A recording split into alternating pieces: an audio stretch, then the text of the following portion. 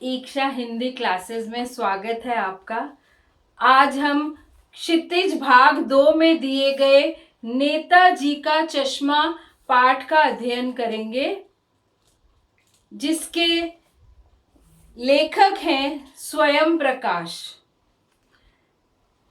तो पाठ पढ़ने से पहले लेखक की जीवनी और उनका साहित्यिक परिचय जान लेते हैं। स्वयं प्रकाश जी का जन्म 1947 मध्य प्रदेश के इंदौर में हुआ था।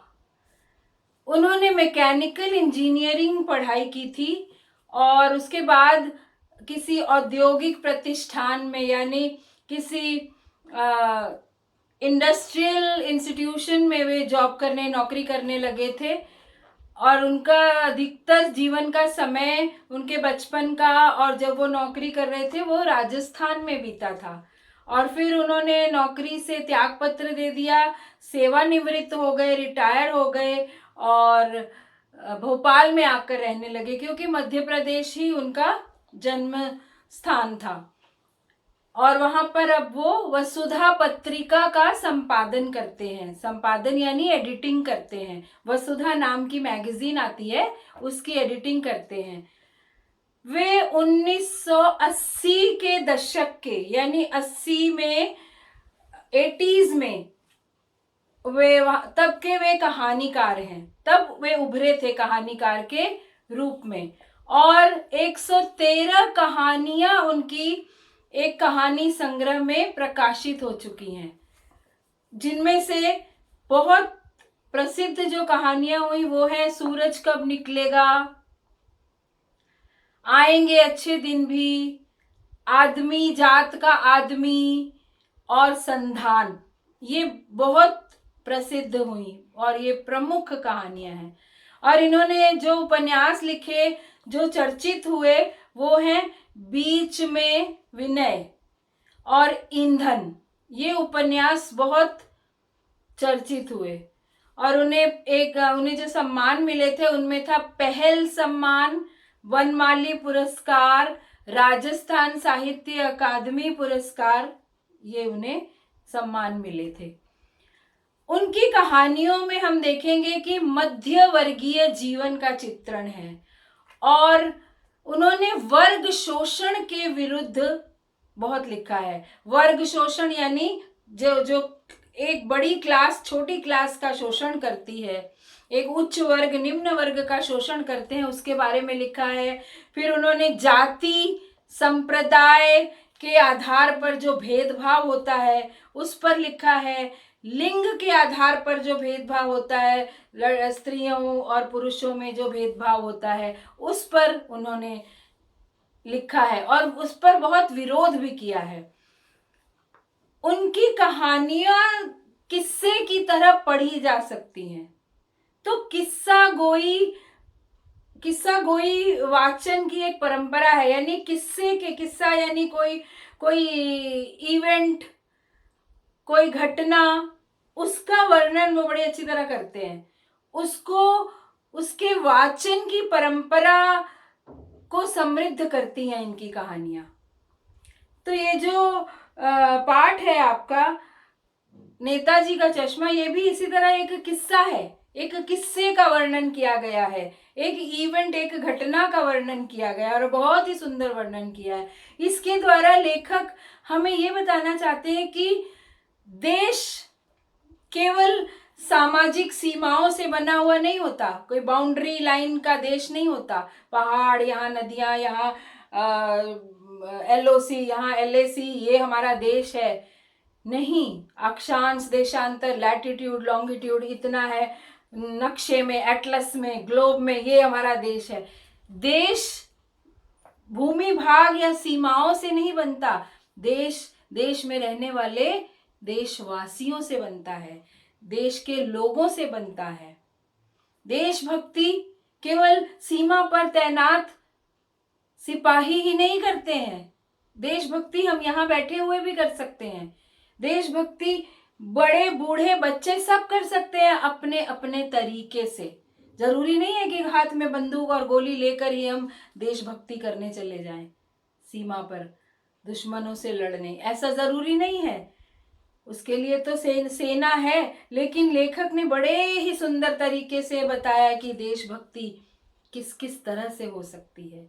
बच्चे भी देशभक्ति कर सकते हैं, किस तरह देशभक्ति दिखा सकते हैं अपनी। तो शुरू करने से पहले मैं आपको फिर से याद दिला देती हूँ, एक तो चैनल को सब्सक्राइब करिए ज़रूर, अपने साथियों से शेयर कीजिए, क्योंकि ज़्यादा लोगों को पता नहीं है कि मैं ये जो पढ़ा रही हूँ मैं क्लासरूम टीचिंग कर रही हूँ। ऐसे आपको नहीं लगेगा कि आप ऐसे ही ऑनलाइन में वीडियो देख रहे हो। आपको जरूर लगता होगा कि एक अध्यापिका, एक टीचर क्लास में पढ़ा रही है। तो अपने साथियों से शेयर कीजिए। मैं एक एक पंक्ति, एक एक शब्द का अर्थ बताती हूँ और हर चीज एक्सप्लेन करती हूँ कई कई बार, ताकि आप लोगों को अच्छी तरह समझ में आ जाए। इसीलिए मेरे वीडियो लंबे भी होंगे और एक पार्ट के कई भाग बनेंगे वीडियोस के। अब ये इसके कितने बनते हैं देखते हैं, 2 भागों में पढ़ा सकूंगी या 3 में, या देखते हैं कितने वीडियो इस पार्ट के बनते हैं, लेकिन मैं एक एक शब्द का अर्थ समझाऊंगी। तो देखिए हम शुरू करते हैं। नेताजी का चश्मा। नेताजी जानते हो आप किसको कहा गया है? अब यहाँ प्रश्न तो मैं पूछ नहीं सकती, लेकिन मुझे ही बताना पड़ेगा। मैं ही प्रश्न करूंगी, मैं ही उत्तर दूंगी। नेताजी थे हमारे क्रांतिकारी सुभाष चंद्र बोस। उनको केवल नेताजी कहने से ही उनका चित्र सामने आ जाता है। तो लेखक ने जो किस्सा सुनाया है, उस किस्से की शुरुआत एक व्यक्ति से करते हैं जिनका नाम है हालदार साहब। हालदार साहब को हर 15वें दिन, एवरी 15th डे, हर 15वें दिन कंपनी के काम के सिलसिले में काम के लिए उस कस्बे से गुजरना पड़ता था। कस्बा कहते हैं जो ना तो गांव होता है और ना ही बहुत बड़ा शहर होता है, छोटा सा भूभाग जिसमें जरूरत की हर चीज होगी। और उसका वर्णन भी किया गया है कि कस्बे में क्या क्या था, क्या क्या होता है जब कोई कस्बा बनता है। गांव कस्बे से छोटा होता है और कस्बे से बड़ा शहर होता है। तो देखिए, एक कस्बे से उन्हें गुजर के जाना पड़ता था हर 15 दिन बाद हालदार साहब को। कस्बा बहुत बड़ा नहीं था, छोटा सा कस्बा था जिसे पक्का मकान कहा जा सके वैसे कुछ ही मकान थे। उसमें पक्के मकान बहुत कम थे, ज्यादातर कच्चे मकान थे। जिसे बाजार कहा जा सके वैसा एक ही बाजार था। उस कस्बे में एक ही बाजार था, थोड़े से ही पक्के मकान थे। कस्बे में एक लड़कों का स्कूल था, एक लड़कियों का स्कूल था, एक सीमेंट का छोटा सा कारखाना था, 2 ओपन एयर सिनेमा घर, 2 ओपन एयर खुले, सिर्फ एक स्क्रीन लगाई हुई और वहां लोग बैठ के सिनेमा देखते थे। ओपन एयर मतलब खुले, जिसमें छत नहीं थी, कमरा नहीं था। तो 2 ओपन एयर सिनेमा घर थे। एक ठो नगर पालिका भी थी। एक ठो, देखिए ये ठो जो शब्द है ये पूर्व में ज्यादा प्रयोग में लाया जाता है, बिहार में, बंगाल में। एक के जैसे कोई चीज मांगनी है, 2 दे दीजिए या 3 दे दीजिए, तो कहते 1 ठो दे दीजिए, 2 ठो दे दीजिए, 3 ठो दे दीजिए, 3 ठो आलू दे दीजिए, 2 ठो टमाटर दे दीजिए, तो ठो लगाते हैं वो। तो एक ठो नगर पालिका थी। नगर पालिका कहते हैं म्यूनिसिपैलिटी को, जो नगर के सारे काम देखती है, जिसको हम जैसे दिल्ली में एमसीडी है, इस तरह से म्यूनिसिपैलिटी कॉरपोरेशन को हम म्यूनिसिपल कॉरपोरेशन को नगर पालिका हिंदी में कहते हैं। नगर पालिका थी तो कुछ न कुछ करती भी रहती थी। अब नगर पालिका के काम होते हैं कई चीजें देखना, पार्कों को देखना, चौराहों को देखना, सड़कों को देखना, बिजली का काम देखना, ये सब नगर पालिका के काम होते हैं। तो वो नगर पालिका को कुछ ना कुछ करना पड़ता था। कभी कोई सड़क पक्की करवा दी, कभी कुछ पेशाब घर बना दिए। पेशाब घर, यूरिनल्स, कभी कबूतरों की छतरी बनवा दी, जैसे बैठने के लिए पार्क में ऐसे गोल सी सीमेंट की छतरी सी बना देते ताकि लोग उसके नीचे छाया में बैठ सकें। उसको कबूतरों की छतरी कह देते हैं। कबूतर उस पर बैठ जाते हैं आकर, या कबूतर भी चाहे तो छाया में बैठ जाते हैं। तो कभी कवि सम्मेलन करवा दिया। कवि सम्मेलन, जितने भी कवि हैं, लोगों के मनोरंजन के लिए या साहित्य को और अधिक ऊपर उठाने के लिए, समृद्ध करने के लिए, लोगों को लिखने के लिए उत्साहित करने के लिए कवि सम्मेलन करवा दिए। कवि सम्मेलन आप समझते होंगे, जहाँ सब कवि मिलकर अपनी अपनी कविताएं सुनाते हैं, उसे कवि सम्मेलन कहते हैं। इसी नगर पालिका के किसी उत्साही बोर्ड या प्रशासनिक अधिकारी ने एक बार शहर के मुख्य बाजार के मुख्य चौराहे पर नेताजी सुभाष चंद्र बोस की एक संगमरमर की प्रतिमा लगवा दी। अब ये नगर पालिका में विभिन्न बोर्ड होते हैं। बोर्ड मतलब कुछ कुछ अधिकारियों का समूह। जैसे कोई बोर्ड होगा जो सड़कों को देखने वाला काम करता होगा, कोई बोर्ड होगा जो पार्कों को देखता होगा। इस तरह एक एक ग्रुप, एक एक समूह। तो एक उत्साही समूह होगा, कोई बहुत जो सड़कों का, चौराहों को देखता होगा, ब्यूटिफिकेशन, सुंदरता को देखता होगा, तो बहुत उत्साही होगा काम करने में। तो उसने एक चौराहे पर नेताजी की संगमरमर की मूर्ति बनवा दी। संगमरमर पत्थर का नाम है, मार्बल, जिसका ताजमहल बना हुआ है। उस पत्थर की, उस सफेद पत्थर की मूर्ति चौराहे पर लगवा दी, चौराहा क्रॉसिंग के बीच में। यह कहानी उसी प्रतिमा के बारे में है, उसी प्रतिमा यानी उसी मूर्ति के बारे में है, बल्कि उसके भी एक छोटे से हिस्से के बारे में, उस मूर्ति के एक छोटे से हिस्से के बारे में वर्णन किया गया है इसमें। पूरी बात तो अब पता नहीं, लेकिन लगता है कि देश के अच्छे मूर्तिकारों की जानकारी नहीं होने और अच्छी मूर्ति की लागत अनुमान और उपलब्ध बजट से कहीं बहुत ज्यादा होने के कारण काफी समय ऊहापोह और चिट्ठी पत्री में बर्बाद हुआ होगा। लेखक अनुमान लगा रहे हैं कि वो जो मूर्ति थी उसको देखकर लेखक यह अनुमान लगा रहे हैं कि शायद मूर्ति बनाने के लिए पैसे ज्यादा नहीं होंगे, या उन्हें बजट सैंक्शन नहीं हुआ होगा। गवर्नमेंट से लेना पड़ता है ना नगर पालिका को कि ये काम कराना है, तो सैंक्शन करेंगे पैसे, बजट पास होगा, पैसे मिलेंगे, तब वो काम होगा। तो वो कह रहे हैं कि ऐसा लगता है कि देश के अच्छे मूर्तिकारों की जानकारी नहीं, शायद जिसने मूर्ति बनवाई थी उसको पहली बात तो देश के अच्छे मूर्तिकारों की जानकारी नहीं होगी। इसका क्या मतलब हुआ? मूर्ति कैसी थी? मूर्ति ज्यादा अच्छी नहीं थी। अगर अच्छे मूर्तिकारों की जानकारी होती और अच्छा मूर्तिकार मूर्ति बनाता तो वो मूर्ति बहुत अच्छी होती।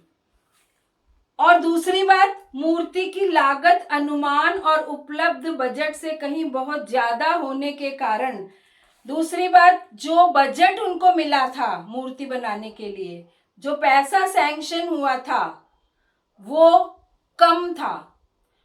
उन्होंने कम बजट बताया होगा, मूर्ति का बनाने से पहले जो पैसा सैंक्शन करवाया होगा वो कम था, अनुमान कम लगा दिया उन्होंने, लेकिन खर्चा ज्यादा हुआ।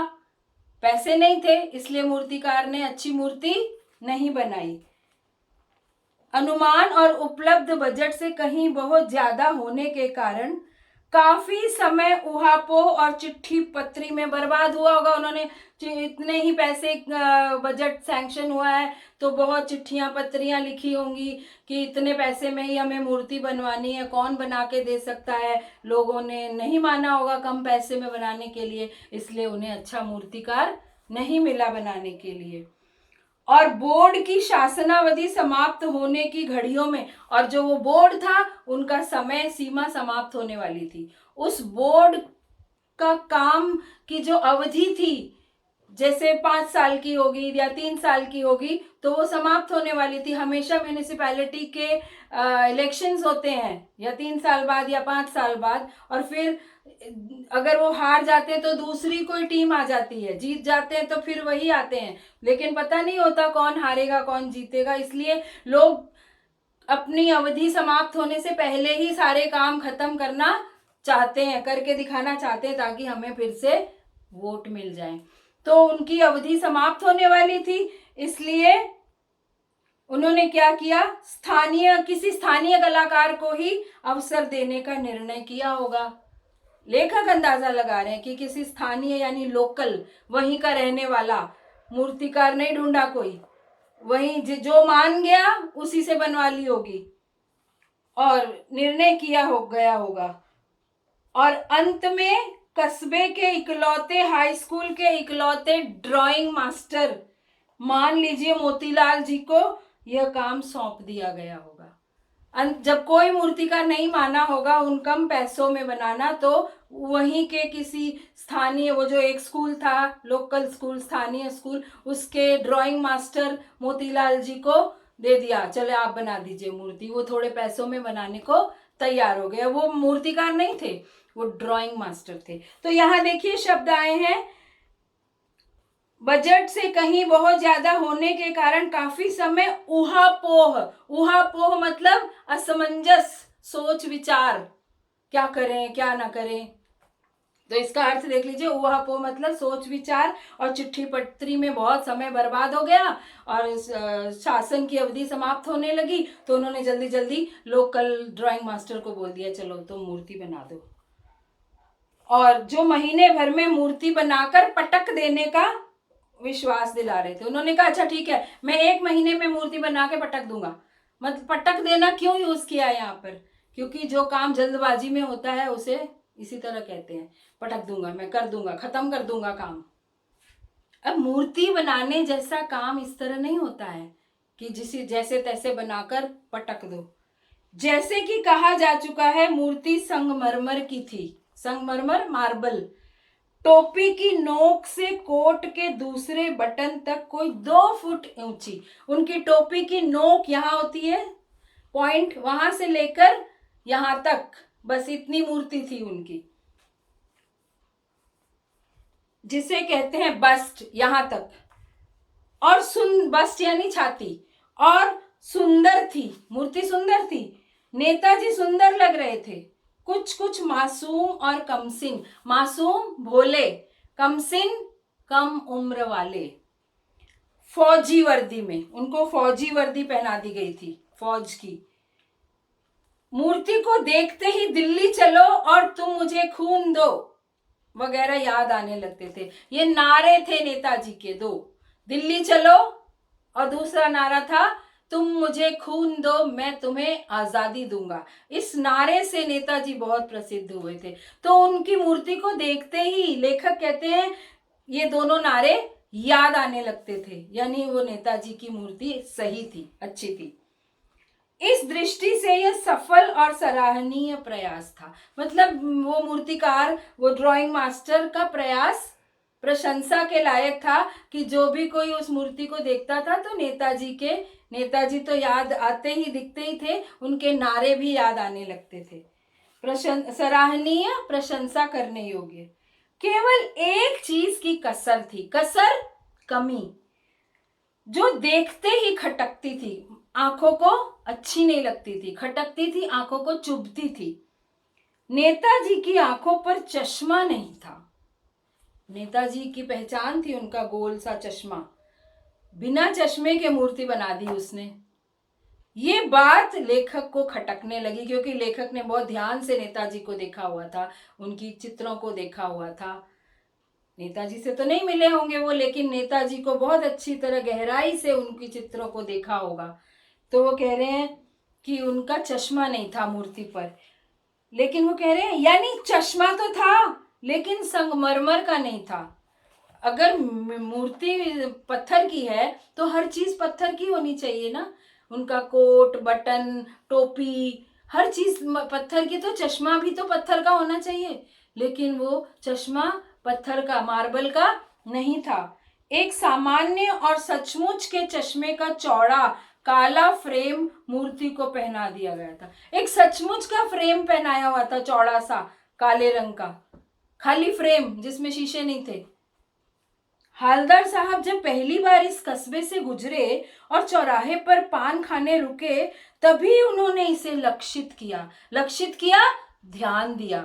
वो पान की दुकान थी उसी मूर्ति के थोड़ी दूर पर, तो उन्होंने पान खाते खाते देखा, अरे नेताजी की मूर्ति तो है, लेकिन इसमें अलग से प्लास्टिक का फ्रेम चश्मे का लगाया हुआ है। और उनके चेहरे पर एक कौतुक भरी मुस्कान फैल गई। वो मुस्कुराने लगे कौतुक भरी मुस्कान से। कैसे? हैरानी होकर, कौतुक होकर, हैरान होकर, अरे ये किसने ऐसा चश्मा पहनाया होगा? मूर्तिकार तो कर नहीं सकता ये काम। वाह भाई, ये आइडिया भी ठीक है। मूर्ति पत्थर की और चश्मा रियल, असली। जीप कस्बा छोड़कर आगे बढ़ गई। तब भी हालदार साहब इस मूर्ति के बारे में ही सोचते रहे। देखिए ये कितनी अच्छी बात है कि किसी चौराहे पर एक देशभक्त की मूर्ति को देखकर, इतने ध्यान से देखकर फिर उसके बारे में सोचते रहना। हम लोग क्या करते हैं, हम कहीं जाते हैं, हम ऐसी चीज़ों को ध्यान ही नहीं देते।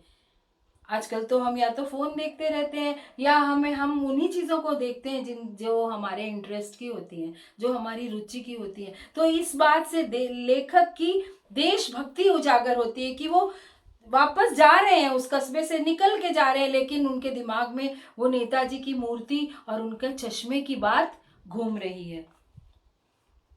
तो कहते हैं इस मूर्ति के बारे में ही सोचते रहे और अंत में इस नतीजे पर पहुंचे कि कुल मिलाकर कस्बे के नागरिकों का यह प्रयास सराहनीय ही कहा जाना चाहिए। सराहनीय, प्रशंसा के लायक। नागरिक, इस कस्बे में जो नागरिक रहते हैं, जो सिटीजन रहते हैं, जो लोग रहते हैं, वो बड़े अच्छे हैं। उनका प्रयास तो बड़ा अच्छा, उनकी कोशिश तो बड़ी अच्छी है। महत्व मूर्ति के रंग रूप या कद का नहीं, उस भावना का है। वो कह रहे हैं कि मूर्ति का रंग रूप कद जैसा भी हो, वो इतना इम्पोर्टेंट नहीं होता, लेकिन इम्पोर्टेंट क्या है, महत्वपूर्ण क्या है, लोगों की भावना। वरना तो देशभक्ति भी आजकल मजाक की चीज होती जा रही है। वरना कौन देशभक्ति करता है? ये तो किसी देशभक्त का ही काम है कि चलो मूर्ति तो बन गई, उस पे चश्मा नहीं है, तो किसी ने खाली फ्रेम ही लगा दिया है उस मूर्ति को कंप्लीट करने के लिए। जिसने ये काम किया है उसके अंदर देशभक्ति की भावना है।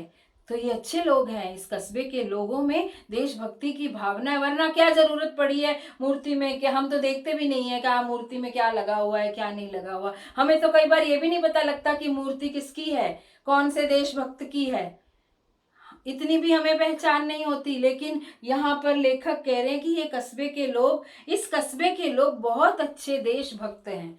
वरना तो आजकल देशभक्ति तो मजाक की चीज है। कोई देशभक्ति करे तो लोग हंसी उड़ाने लगते हैं उसकी। कोई जनगण मन राष्ट्रगान बज रहा हो और कोई खड़ा हो जाए अकेला, तो बाकी दूसरे सब उसकी हंसी उड़ाने लगते हैं। तो इस तरह की भावनाएं ज्यादातर दिखती हैं, लेकिन ये इस कस्बे के लोग बहुत देशभक्त हैं।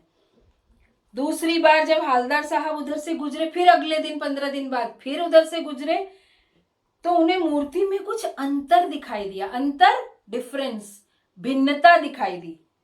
ध्यान से देखा तो पाया कि चश्मा दूसरा है। पहले मोटे फ्रेम वाला चौकोर चश्मा था, चौकोर, स्क्वायर, चौरस। अब तार के फ्रेम वाला गोल चश्मा है। अब वो मोटा फ्रेम नहीं है, तार से बना हुआ गोल चश्मा है, जैसा गांधी जी लगाते थे। हालदार साहब का कौतुक और बढ़ा, कौतुक, हैरानी और बढ़ गई। वाह भाई, क्या आइडिया है।